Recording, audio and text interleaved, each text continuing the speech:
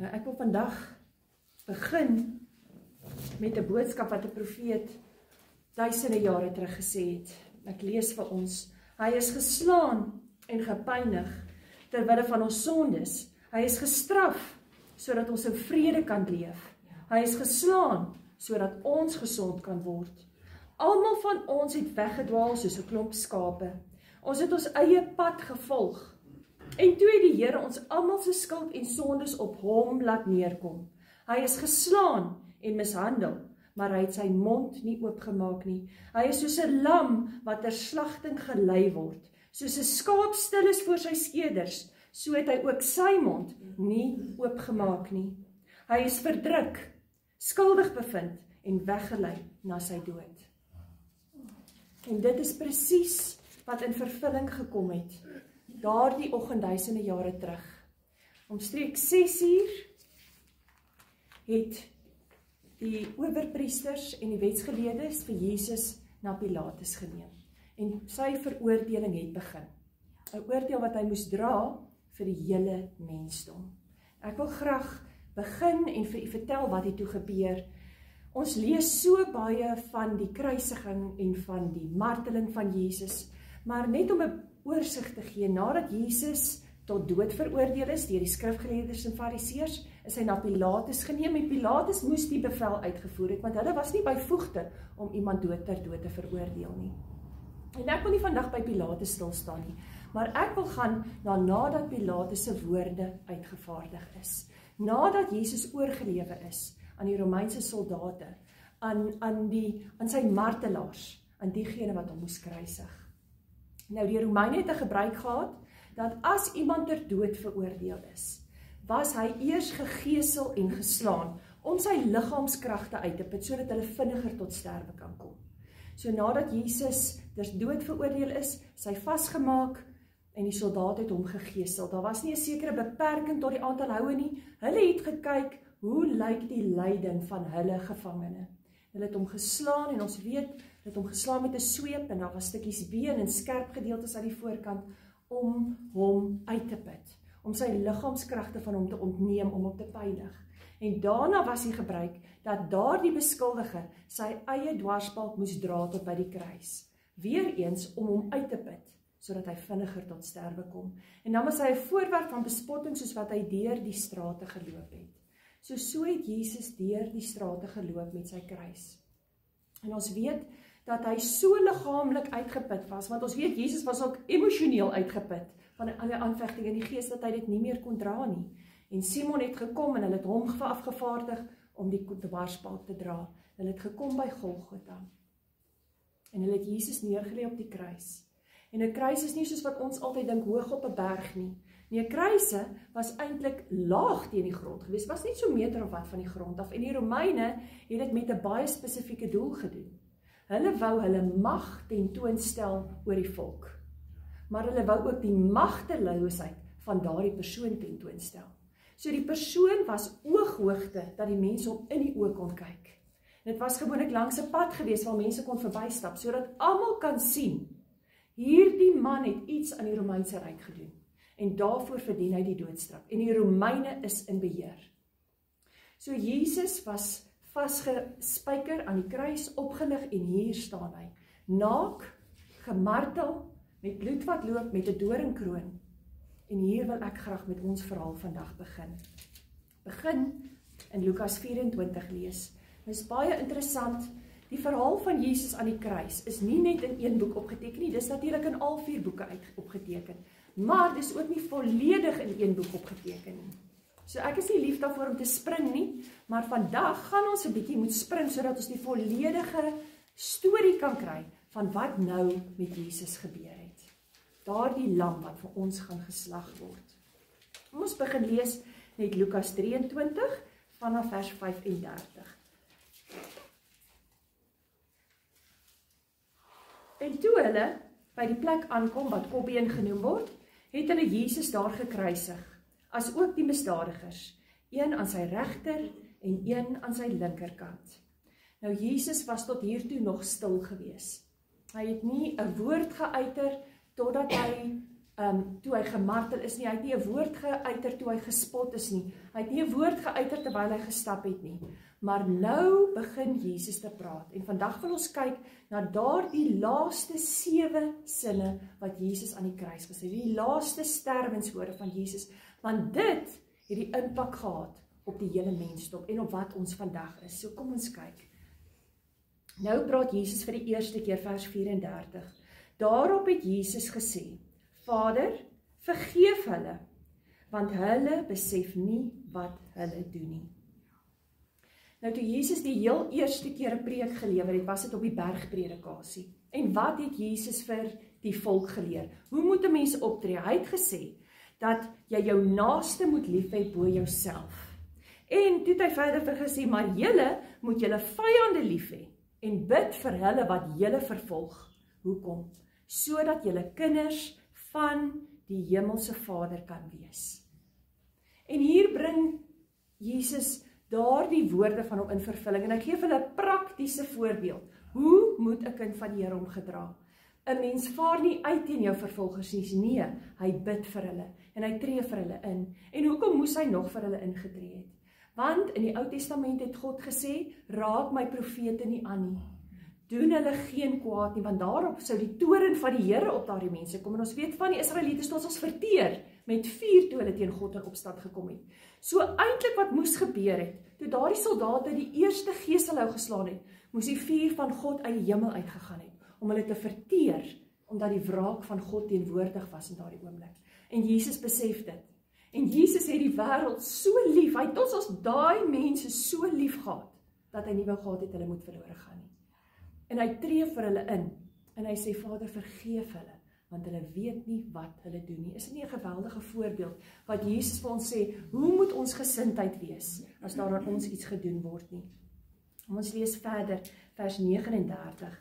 En een van die misdadigers wat daar gehang is, het Jesus aangehou beledig deur te sê, is jy dan nie die Messias nie? Red jouself en ook vir ons.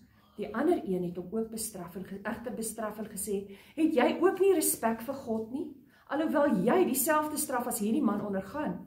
Ons het dit verdien, want ons verdien die straf wat aan ons gedoen is. Maar hierdie man het niks verkeerd gedoen nie.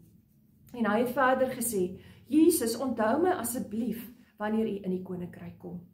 En hier praat Jesus vir die tweede keer. En Jesus se antwoord was, ek verseker jou, vandag nog sal jy saam met my in die paradys wees. Eerstens het Jesus gesê, hy het die wêreld so lief, dat hy wil hê niemand moet verlore gaan nie, nie eers sy grootste vervolger en martelaar nie. En nou sê hy, as ek jou hemel toe vat, en ek spreek jou vry, is dit op genade en genade alleen.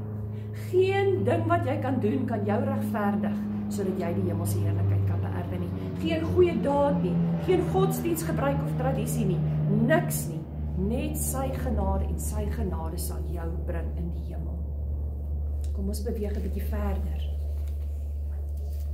Nou gaan ons verder om die storie te kan lees, blaai na Johannes toe. Johannes 19. En daar is ons ook by die kruisiging, en ons weet, Johannes was die Here se liefling disipel, was altyd naby aan Jesus gewees. Kom ons kyk wat het hy gesien daardie dag, Johannes 19. Vanaf vers 25. En naby die kruis van Jesus, het sy ma se suster en Maria, die vrou van Kloppas, en Maria Magdalena gestaan. Toe Jesus sy ma sien, en die liefling disipel by sy ma sien staan, sê hy vir haar, vrou, daar is u seun. En daarna sê hy vir sy disipel, kyk, daar is jou ma. En van daardie uur af het die disipel Jesus se ma by hom aan huis geneem. Nou eerstens moet ons oplet, wat het Jesus gedoen? Hy het gesien. Ten spyte van hierdie verskriklike pyn en marteling waarin hy is op hierdie oomblik, sien hy steeds ander mense raak. Sy eie probleme en moeilikhede was nie soveel dat dit hom geabsorbeer het nie, nee. Hy sien diegene wat hy voor lief is raak. En hy besef, daar's nog 'n paar laaste dinge wat hy moet afhandel. Nou moet julle dink, hy is naby hulle. Verstaan, hy kan met hulle praat. Ek vermoed dit is dalk so ver van my en oom Michael af. En hy praat met haar en hy sê, vrou, daar is jou seun. Die grootste sondaar, die grootste moordenaar sal in sy doodsoomblikke moeder sê, of ma sê, maar hoekom sê Jesus vrou? Maria was Jesus se moeder. En die hele tyd het sy na haar seun omgesien. Maar Jesus het al vandat hy 12 is gesê, hy moet besig wees met die dinge van sy Vader. Later het hy gesê, die wat my dien is my moeder en my broers. En nou op hierdie oomblik sê hy vir haar, jou werk as moeder is klaar. Want my lewe op aarde is klaar. Nou gaan ek die opgestane Jesus wees. Nou gaan ek jou koning word. Ek gaan jou saligmaker maak. En hy haal hierdie amp van moeder af van haar. En hy lê vir haar nou 'n amp as disipel. Sy moet nou die evangelie verkondig. En hy omring haar met sy liefde, want hy besef haar hartseer. Sy's 'n mens, sy gaan hartseer wees. En daarom sê hy vir sy disipel, jy is nou haar seun. Sien om na haar. Dit was die oudste seun se gebruik in die oudheid wat moes kyk na die moeder gewees. Maar Jesus het definitief 'n dieper doel gehad. 'n Dieper betekenis gehad toe hy met Maria gepraat het en gesê, daar is jou seun. En iets baie besonders gebeur. Hier vestig Jesus hierdie nuwe bedeling. Hierdie nuwe bedeling van 'n geloofsgemeenskap. Want ons is nou nie net verbind aan mekaar deur bloed nie. Ons is verbind aan mekaar deur Jesus Christus.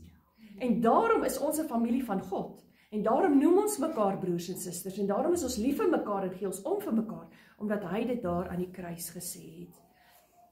En dan sê dit van daardie uur af, het die disipel Jesus se ma by hom in die huis geneem.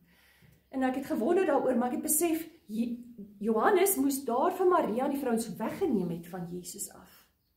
En hoekom? Hoekom het Jesus effektief hom gesê, vat my ma, vat hierdie mense weg van my af.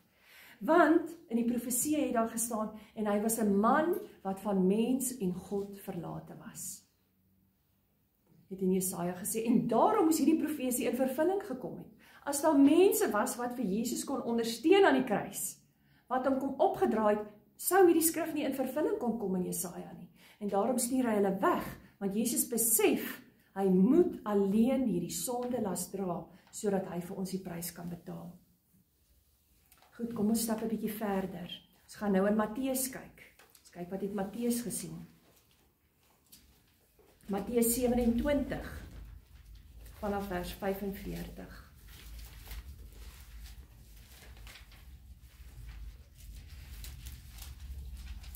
Matteus 27, vanaf vers 45.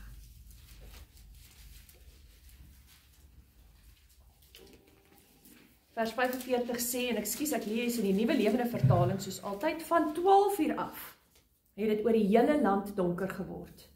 Nou, tydens die Paasfeesverrigtinge, wat hulle gevier het, ons is nou al baie keer gehoor van hierdie 7-daagse fees wat hulle gevier het, om 12 uur op die Vrydagmiddag, sou hulle die lammers begin slag het. So die lammers is na die priester toe gevat, hulle het die bloed gekry, dat hulle dit kan uitgooi, en nou word hierdie lam geslag, sodat die feesmaal voorberei word. En op 12 uur word dit algehele duisternis. En dit word duisternis vir 3 ure lank. Wanneer was dit nog duisternis? In Egipte land. Tydens die 10 plaae het die Here vir 3 ure duisternis laat doen. En God maak sy almag bekend. Ek is in beheer van hierdie situasie. In 3 ure moes dit doodse stilte gewees het. Want niemand kan sien nie, niemand kan praat nie, niemand weet waartoe om te gaan nie, en duisternis sak toe. En God trek 'n gordyn tussen Jesus en die mens, want die mens is nou afgehandel, maar hy trek ook 'n gordyn tussen hom en Jesus. En ons het nou net gehoor dat die profesie gesê het, hy was van God en mens verlate, en nou kom die tyd waar hy van God verlate is, want in hierdie duisternis, in stilte, onttrek God hom van hom. En hy kom in 'n plek van Godverlatenheid. En hoekom is dit Godsverlatenheid? Want dit is duisternis. En waar God nie is nie, is dit effektief die hel. En vir 3 ure ly Jesus. En ek vermoed die vyand moes hom aangeval het in daardie tyd om sê, verraai vir God, kyk wat doen dit hier. En Jesus uiter nie 'n woord nie. En hy sê, en teen 3 uur, het Jesus baie hard uitgeskreeu. Hierdie was nie 'n lydingsroep nie, hierdie was 'n roep van, ek het vir 3 ure uitgehou, al het God my verlaat. Hy sê, my God, waarom het U my verlaat? Nou, hy het geroep, my God, nie my Vader nie. Want in hierdie oomblikke van Gods verlatenheid, was hy nie meer 'n kind en 'n vader nie. Hy was nou God en 'n onderdaan. En as gevolg van hierdie lyding wat hy gedra het ons toe nou kindskap kon kry. Hy het sy kindskap afgelê en gesê, my God, waarom het U verlaat? Sodat ons kindskap kan kry by God. En dit is so wonderlik. God is daar, God is in beheer. En toe hy daardie kreet van oorwinning is, toe daai tydperk van duisternis verby is, soos wat dit ook duisende jare terug verby was, het God oorwin. En Jesus het oorwin. En hy het nie toegegee aan die vyand nie. Hy het vasgehou aan God. Al kon hy hom nie meer sien nie. Al kon hy hom nie meer voel nie. En nou is ons kinders van die Allerhoogste God, want hy het sy amp afgelê gewilliglik. En hy het by die kruis gebly. Ons stap 'n bietjie aan. Ons kyk verder.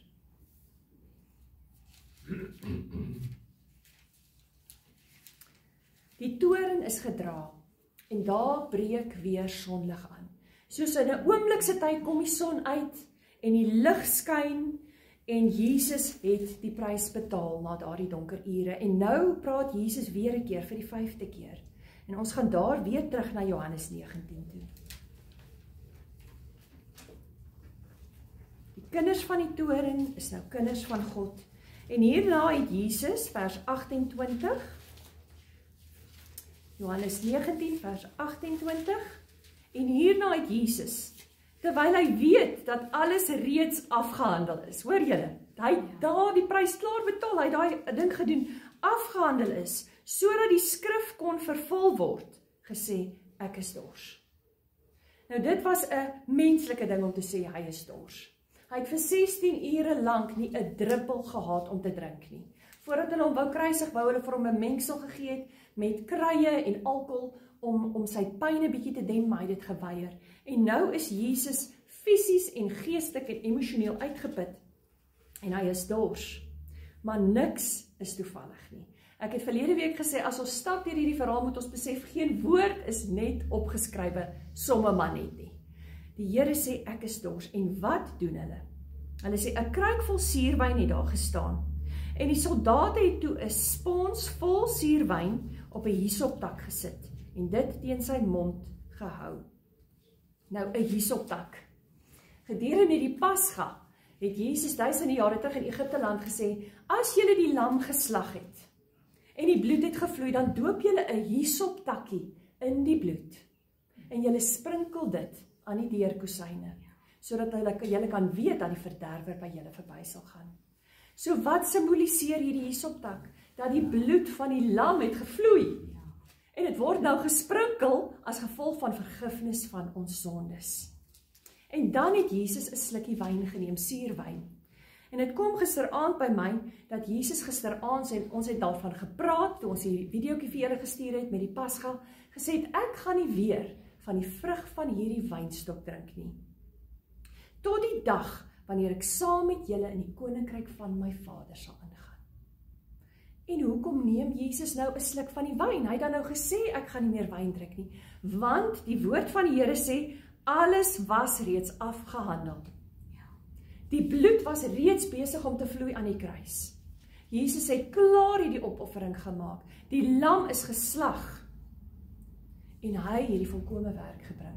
En daarom het hy hierdie sluk gedrink, wat hy het geweet, nou gaan ek saam met my kinders in die heerlikheid kan wees. Ek het die prys betaal, ek het die stryd gestry. Is dit nie geweldig nie? En daarom vat Jesus hierdie slukkie. En nou praat Jesus en hy noem sy tweede laaste woord. Johannes 19 weer. En ons lees hier so, hy sê, hy het die spons gehou en hy het 'n slukkie gedrink, vers 30. Toe Jesus die suurwyn proe, het hy gesê, dit is nou afgehandel. Die Ou Testament sê, die ou vertaling sê, dit is volbring. Nou wat beteken dit? Dit is afgehandel, dit is klaar. Dit is 'n Griekse woord wat sê tetelestai, maar dit word afgelei van die woord telio. En wat beteken dit? Betaal. So wat het Jesus gesê? Dis betaal. Die prys is betaal vir tyd en ewigheid. Dis nou kinders van die Allerhoogste God, nie meer sondaars en verlorenes en mense wat in die duisternis gaan bly nie. Sy werk is afgehandel. Elke profesie in hierdie woord is vervul. Hy is die seun van God. En is tyd vir Jesus om te gaan rus, en hy praat sy laaste woord, sy 7de praat. Dit lees ons in Lukas 24.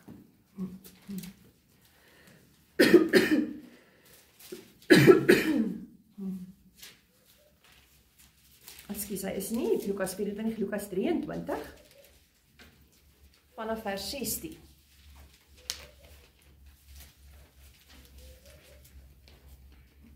Lukas 23 vanaf vers 16 sê, en met 'n harde stem het Jesus uitgeroep, Vader, in u hande gee ek my gees oor. Sy laaste woorde was 'n gebed tot sy Vader. En moontlik was sy eerste gebed dieselfde gebed as wat hy op daardie oomblik bid. Joodse kindertjies leer aan die voete van hulle ma's Psalm 31. En elke aand voor hulle gaan slaap, moet hulle dit sê, Vader, in u hande gee ek my gees oor. Jesus bly altyd God se kind. Hy het die vyand weerstaan. En nou soos 'n kind wat moeg is, wat nou gaan slaap, sê hy weer daardie eerste gebed wat hy geleer het by sy ma. Vader, in u hande gee ek my gees oor. En hy het sy kop gesak, en hy het sy asem uitgeslaap, en Jesus het gaan rus. Die lam is geslag, die bloed het gevloei, die prys is betaal, en nou is ons almal vry. Amen.